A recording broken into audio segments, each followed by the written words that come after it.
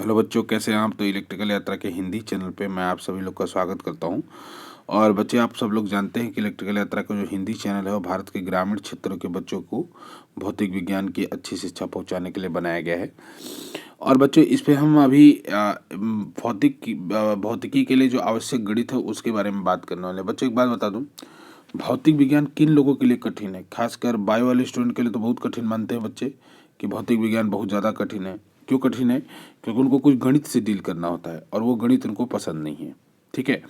और बाकी 11 के भी जो बच्चे हैं बच्चों, क्योंकि जो गणित इसमें इस्तेमाल होती है भौतिक विज्ञान में, वो गणित जो है आपके कक्षा 12वीं की भी कुछ गणित है। जैसे कि कलन कलन आपको 11 में पढ़ने को बिल्कुल नहीं मिलेगा और कलन आपको 12 में पढ़ने को मिलेगा। और बच्चों, मैं दो बात कहता हूँ, मैं फिर से वही बात अपनी रिपीट करता हूँ कि जिन बच्चों को कलन आता है, कलन में मतलब कलन आता है, कलन में जो ज़्यादा मुख्य रूप से अवकलन और समाकलन, और जिस बच्चे को सदिश राशि का जोड़ना आता है, सदिश राशि को जोड़ना आता है, जोड़ना, इसको घटाना, इसका गुणनफल, जिनको ये आता है उसके लिए भौतिक विज्ञान बच्चों 70% आसान हो जाती है। 70% आसान हो जाती है। 70% आसान हो जाती है। कौन? भौतिक विज्ञान, जिसको ये दोनों चीज़ आता है। ऐसा क्यों है बेटा? तो देखिए, जब सवाल कठिन बनता है तो उसमें कलन इस्तेमाल होता है। कई जगह जो अगर आपका कई जगह पे अगर डिराइवेशन है, अगर किसी चीज़ का हमें सूत्र निकालना है, उसको सिद्ध करना है, तो उसमें हम कलन का इस्तेमाल करते हैं। कई जगह पे ऐसा होगा जहाँ पे अगर जिसको सदिश जोड़ना आ गया वो कोई भी सदिश जोड़ लेगा। तो बच्चों याद रखिएगा, ये चीज़ पे आपका कमांड होना ही पड़ेगा। 70% जो आपका मेन पोर्शन है, कलन और सदिश पे आपका कमांड होना पड़ेगा।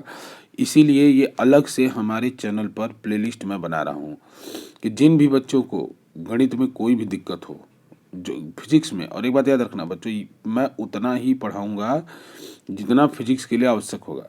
ये जो वास्तव में जो इनका गहराई है वो बहुत ज़्यादा है। ऐसा नहीं कलन जो मैं जो पढ़ाऊँगा उतना ही है, नहीं। लेकिन जितना फिजिक्स के लिए ज़रूरी है उतना कलन मैं पढ़ा दूंगा, उतना कलन मैं आप लोगों को पढ़ा दूंगा, उतना सदिश राशि मैं आप लोग को पढ़ा दूंगा। ठीक है ना?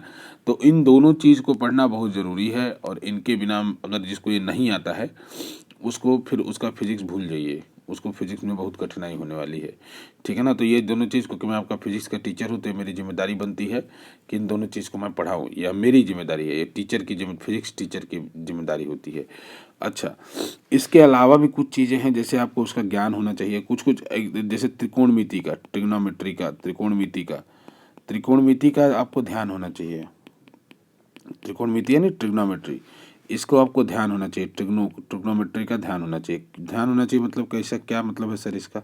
इसका मतलब है कि आप कोई भी एंगल में दूं, जैसे मैं दे दूं बेटा साइन, बताइए कि साइन 150 का मान क्या होगा, बताइए tan 150 का मान क्या होगा, है ना? तो ये सब चीज़ें आपको आनी चाहिए, है ना? ये कैसे होगा, तो इसको भी मैं अपने इस गणित वाले लेक्चर के अंदर कवर करूँगा। और कुछ कुछ साइन के फार्मूले आने चाहिए जो हम वेव वगैरह में खासकर यूज करेंगे। जो a+b के फार्मूले हैं, sine c plus sine D, cos c plus cos D, ये सब फार्मूले भी आपको आने चाहिए। तो ये सब फार्मूला हम इसी प्लेलिस्ट के अंदर बताएंगे। देखो बच्चों, अगर मैं बता दूं कि अगर भौतिक विज्ञान अच्छे से पढ़ना चाहता हो तो ये जो प्लेलिस्ट अभी हमारे चैनल पे बन रही है, ये पूरा एकदम 1 बार 2 बार 3 बार पढ़ जाना। और एक बात और बता दूं, ये कलन वाला जो मैं पढ़ाऊंगा, कलन पढ़ाऊंगा, मैं कलन को जो भी इसके फॉर्मूले लिखवाऊंगा, जो भी इसके प्रॉपर्टीज गुण लिखवाऊंगा, इसकी सारी चीज़ अपने टेबल पे चिपका लेना। जहाँ पे पढ़ते होगे वहाँ पे सामने चिपका लेना। क्योंकि कलन जो है ऐसा नहीं है कि एक समय का काम है, ये हर समय आपको इस्तेमाल होता रहेगा। सदिश राशि हर समय इस्तेमाल होती रहेगी। इसलिए आपको क्या करना है कि इन जो भी इनके फॉर्मूले सूत्र बनते हैं, इनके गुण बनते हैं, प्रॉपर्टीज बनते हैं, उसको आपको अपने टेबल पे जहाँ आप पढ़ते हैं वहाँ पे चिपका लेना है। ठीक है ना? तो आज के लेक्चर में मैं कलन को थोड़ा सा आपको कलन के बारे में बताऊंगा, फिर नेक्स्ट लेक्चर से हम इसको और डिटेल में शुरू करेंगे। तो त्रिकोणमिति के अलावा भी बच्चों जैसे लॉग होता है ना, लॉग भी हम आपको थोड़ा सा बताएंगे। लॉग जो है, लॉग भी हम यहाँ पे थोड़ा सा आपको बताएंगे। लॉग और जो पावर वाला होता है, एक्सपोनेंट जिसको बोलते हैं, वो भी हम आपको बताएंगे, क्योंकि इनके बिना भौतिक विज्ञान नहीं चल सकता बच्चों। सबसे मेन है कलन, कलन और सदिश राशि, इनको सबसे बाद पढ़ना। और ये भी ज़रूरी है क्योंकि कई जगहों पे आपको ज़्यादा से ज़्यादा वैल्यू निकालने की ज़रूरत पड़ेगी। ठीक है ना? तो यहाँ पे ये भी ज़रूरी है। तो उसी चीज़ को हम ध्यान में रख के प्लेलिस्ट बनाएंगे बच्चों, और इस प्लेलिस्ट को पूरा देखना है। ठीक है? पूरे प्लेलिस्ट को इसको देखना है। इसका कारण है भौतिक विज्ञान अगर मजबूत करना चाहते हो तो इस प्लेलिस्ट को देखने के बाद ही आगे बढ़ना। ठीक है बच्चों? तो देखो बच्चों, कलन में दो चीज़ है। कलन यानी कैलकुलस में दो चीज़ है, इंग्लिश में इसको कैलकुलस कहते हैं बच्चों। कलन में दो चीज़ है, एक चीज़ क्या है, एक है अवकलन, सबसे पहले हम आपको अवकलन पढ़ाएंगे, और दूसरा है समाकलन, उसके बाद हम सबको समाकलन पढ़ाएंगे। ठीक है, अवकलन और समाकलन। ठीक है, ये दो ही चीज़ पढ़ेंगे। कलन में और भी चीज़ें हैं जो मैथ के अंदर आप पढ़ेंगे, है ना। मैं आपको बस अभी कलन का बेसिक दो चीज़ बता रहा हूँ। कलन के अंदर अवकल समीकरण भी होता है, कलन के अंदर आपका निरंतरता भी होता है, निरंतरता का समीकरण भी होता है, वो सब चीज़ें हैं, है ना। ये सब बाकी अवकलन के अंदर आपको पीछे वहाँ पे नॉर्मल वगैरह सब कुछ निकालना सिखाया जाता है, लेकिन यहाँ हम बस भौतिक विज्ञान की दृष्टि से जो जरूरी है वहीं पढ़ेंगे। तो चलिए बच्चों, अब आप लोग हेडिंग डाल लीजिए, अवकलन क्या होता है। अब हम लोग पढ़ेंगे अवकलन। अवकलन, ठीक है बच्चों, इसी को कहते हैं डिफरेंशिएशन।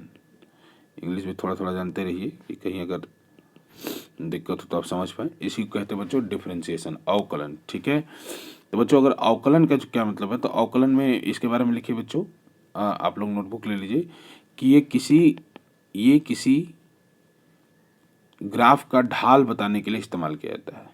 आता है बच्चों, इससे आता है ढाल, ढाल आता है। ठीक है ना, देखिए बच्चों, ढाल का क्या मतलब है, तो ढाल का मतलब है कि जैसे मान लीजिए अपने स्कूटर चलाने के लिए बना रखा है पटरा, तो एक पटरा ऐसे है, ठीक है, और एक पटरा ऐसे है। तो आपसे मैं बोल रहा हूँ किसका ढाल चढ़ाई ज़्यादा है, तो आप कहेंगे कि सर अगर ये ए वाला है, ये बी वाला है, तो आप कहेंगे कि चढ़ाई बी वाले का ज़्यादा है। तो चढ़ाई का मतलब क्या, ढाल, इसी को बोलते हैं, इसी को ढाल से आप समझ सकते हो। ढाल का मतलब कि यहाँ अगर एक्स में चेंज मैं कर रहा हूँ डेल्टा एक्स, तो यहाँ वाई में कम चेंज हो रहा है, यहाँ एक्स बदलने पर वाई में कम चेंज हो रहा है। यहाँ पे जब एक्स बदला जा रहा है तो वाई में ज़्यादा चेंज हो रहा है। अगर एक्स बदलने पर वाई में चेंज ज़्यादा हो रहा है, तो इसी को जो चेंज की स्टडी है कि एक्स बदलने पर वाई में कितना चेंज हो रहा है, इसी को क्या कहते हैं बच्चों, डिफरेंशिएशन। मतलब ऐसा समझ सकते हैं, delta Y by delta X, ये इसी को हम कहते हैं बेटे एक्स के रिस्पेक्ट में वाई कितना चेंज हो रहा है। इसी को मतलब एक तरीके से डिफरेंशिएशन की तरफ धीरे धीरे बढ़ रहे हैं बच्चों। ठीक है ना, तो delta Y by delta X, इसी को ढाल कहते हैं, यही हमारा ढाल है। ठीक है ना, कि एक्स में अगर एक्स में चेंज करने पर वाई में ज़्यादा चेंज हो, इसका मतलब ढाल ज़्यादा है। एक्स में चेंज करने पर अगर वाई में कम चेंज हो, इसका मतलब ढाल कम है। ठीक है ना, ढाल का मतलब समझिए बच्चों। अब ढाल जो है, इसी में अगर मान लीजिए बच्चों डेल्टा एक्स, ये तो आपको सरल रेखा था, तो आप आराम से कैलकुलेट कर लीजिए। मान लीजिए कोई ढाल अगर इस तरीके से है, इस तरीके से, तो हाँ आपका इस तरह से इतना सुंदर त्रिभुज तो नहीं बनेगा।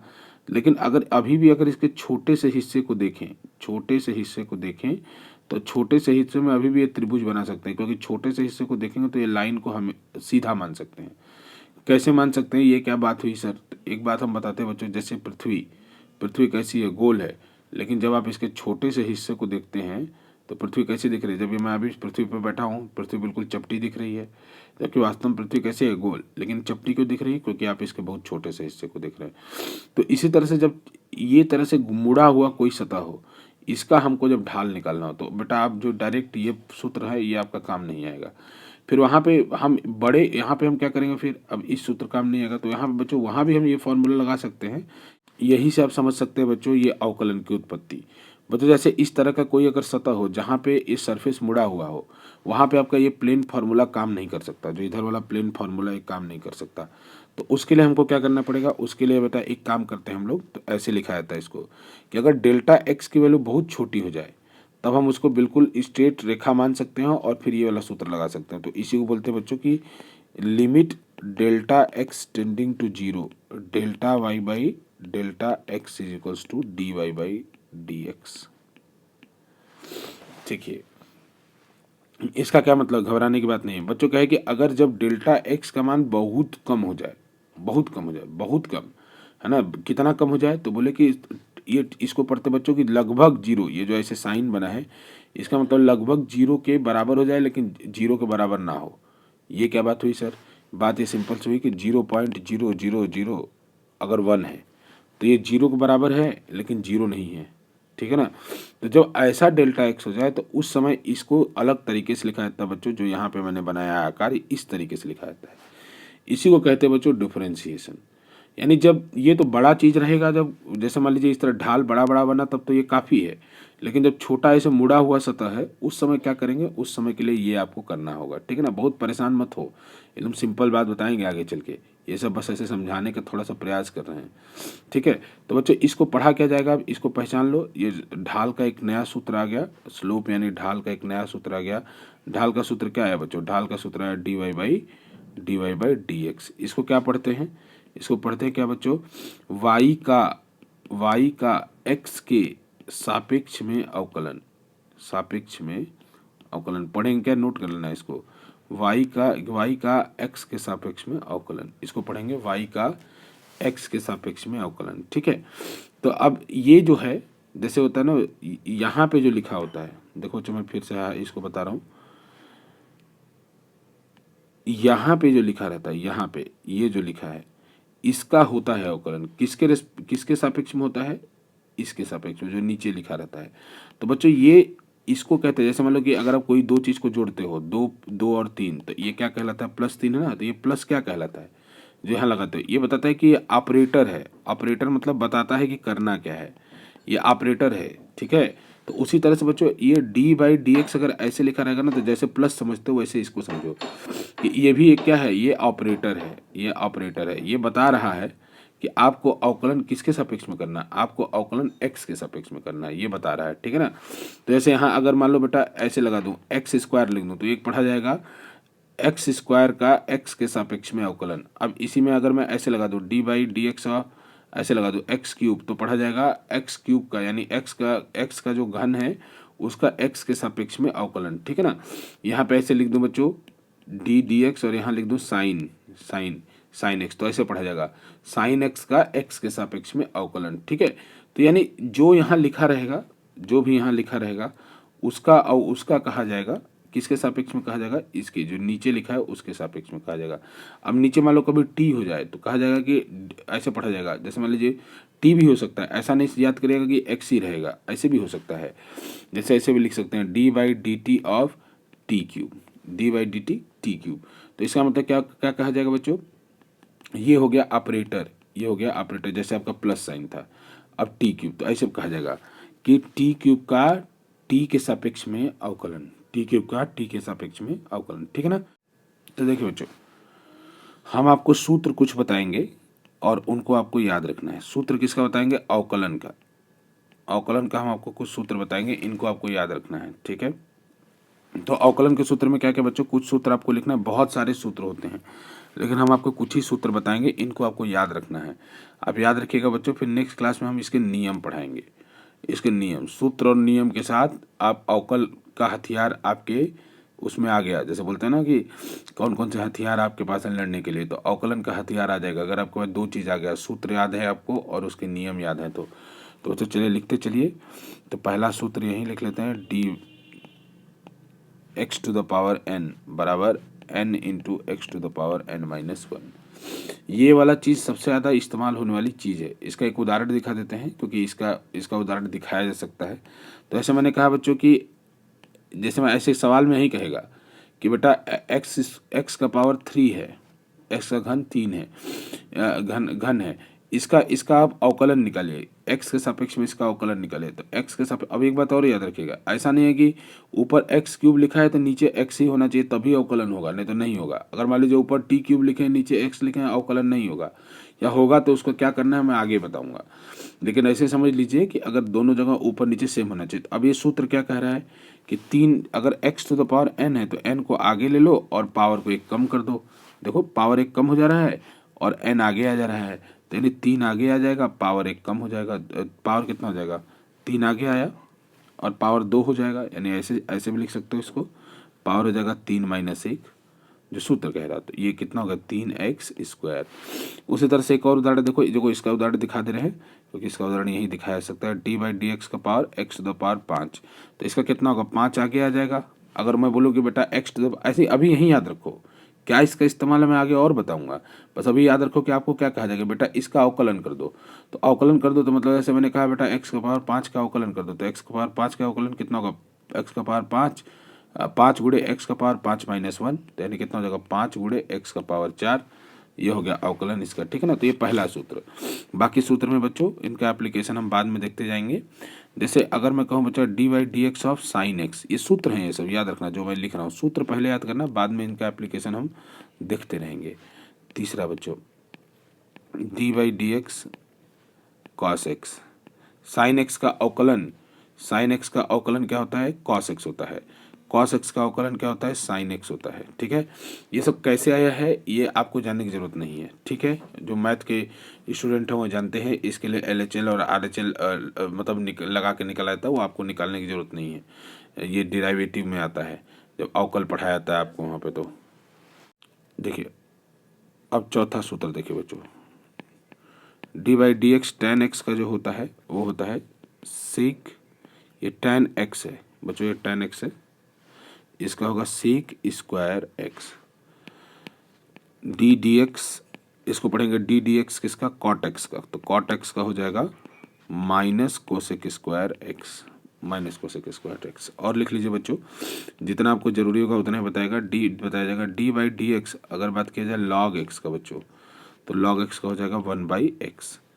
अगर बच्चों बात किया जाए d by D x of e का पावर एक्स का, तो ई का पावर एक्स का हो जाएगा ई का पावर एक्स। ई क्या है, नेचुरल नंबर है, ई का पावर एक्स है, नोट करते चलिए साथ साथ, ये पूरा नोट करते चलिए साथ साथ। D by D x of x, अगर मान लीजिए खुद ही एक्स हो तो इसका क्या होगा, अवकलन 1 होगा, ठीक है। और भी चीज़ें हैं जैसे d by D x of d by D x of e का पावर एक्स, तो इसका हो जाएगा बच्चों ए का पावर एक्स इंटू लॉग ए का पावर एक्स इंटू लॉग ए, ठीक है बच्चों। तो इतना अभी आप नोट करिए, बाद में अगर ज़रूरत पड़ेगा तो अगर पढ़ाने के दौरान तो मैं आपको ऐड करवाता रहूँगा, तो कुछ जगह भी छोड़ दीजिएगा, एक दो फार्मूला लिख सके ऐसा जगह छोड़ दीजिएगा। और अभी के लिए 10 फार्मूले एकदम कंठस्थ रखिए, अभी के लिए 10 फार्मूले कंठस्थ रखिए। बाकी अगर जगह छोड़ दीजिएगा, ज़रूरत अगर कभी आगे लगे भविष्य में हमको, तो हम इसको आगे भी पढ़ाएंगे आपको, ठीक है ना, आगे भी इसी में जोड़ देंगे, ठीक है। इसीलिए इसको जगह छोड़ के रखिएगा, ठीक है। तो ठीक है बच्चों, आज आप सूत्र लिख लीजिए, कल मैं नियम पढ़ाऊँगा, सूत्र और नियम दोनों मिल के आपके पास अवकलन का हथियार आ जाएगा, ठीक है। बहुत बहुत धन्यवाद।